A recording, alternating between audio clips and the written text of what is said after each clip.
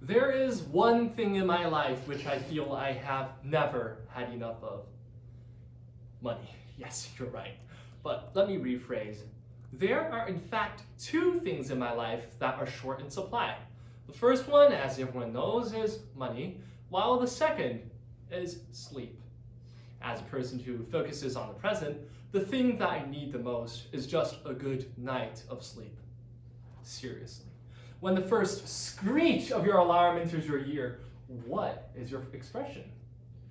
The excitement to open the windows and start a new day? Or more realistically, the desire to smash your alarm into pieces? Sleep is an essential part of our lives as human beings. We spend approximately a third of our lives sleeping, which, if you live till 90, is 30 years. So why do we spend such a long time sleeping? What happened to our body while we are sleeping, and what would occur when we're deprived from sleep? So today, in order to address all these questions, we are going to drift into sleep, and I'm going to show you the science behind sleep and its importance, along with the devastating impacts of the lack of sleep. However, before lulling you with soporific information, which all speeches contain, I'm going to tell you a short story, a historical episode, in fact, of the achievement of the original Guinness record of staying awake.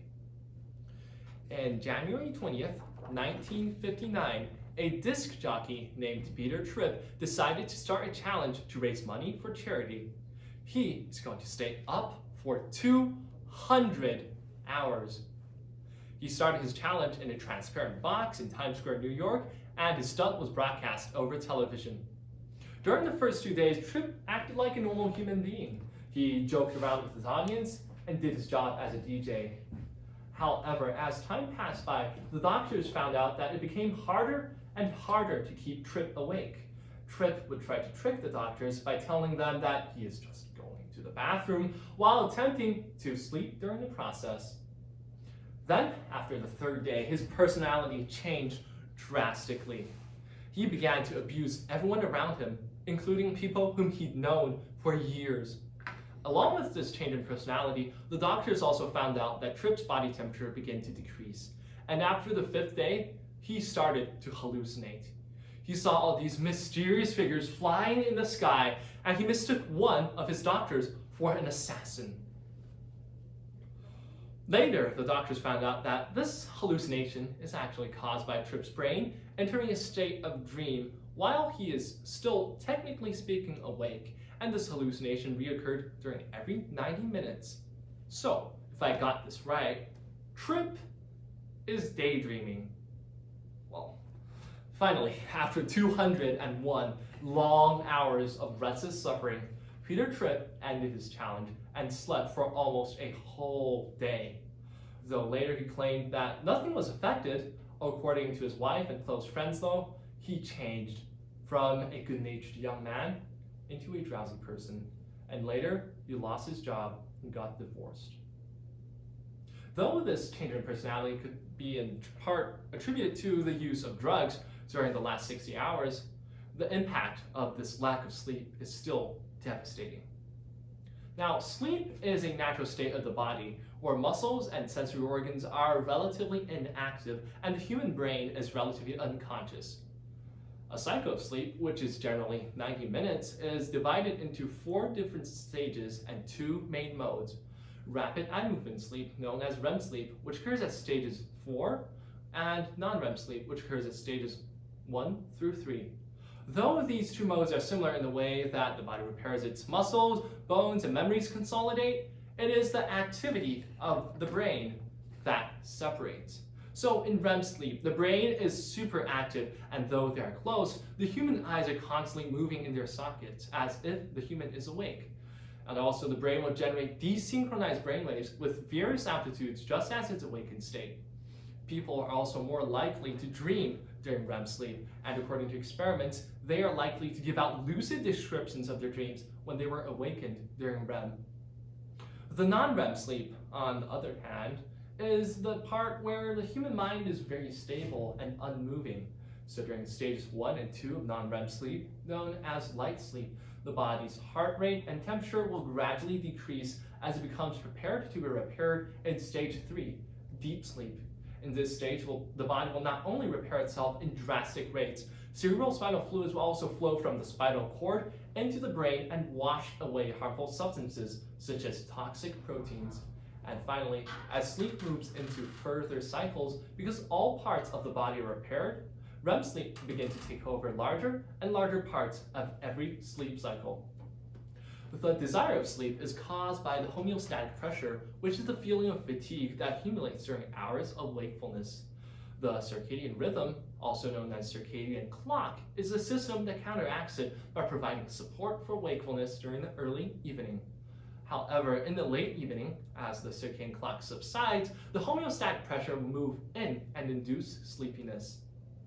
The required amount of sleep varies from person to person because of age and physical differences. Some people might only sleep for 5 hours and function completely well, while it takes more than 10 for others to maintain daily consciousness. But in general, a good and natural sleep will last for about 7 to 8 hours, involving 5 complete sleep cycles. And the human should be able to sleep throughout this period without waking up for more than once.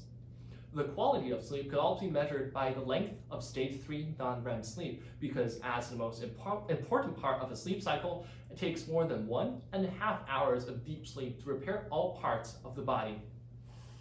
A severe lack of sleep, like Peter Tripp's, would result in the constant accumulation of homeostatic pressure and the disruption of the circadian clock.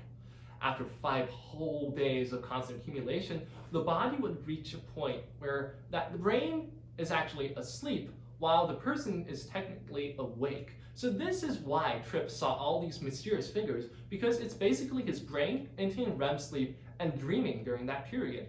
And this also explains why all these hallucinations reoccurred in cycles of 90 minutes.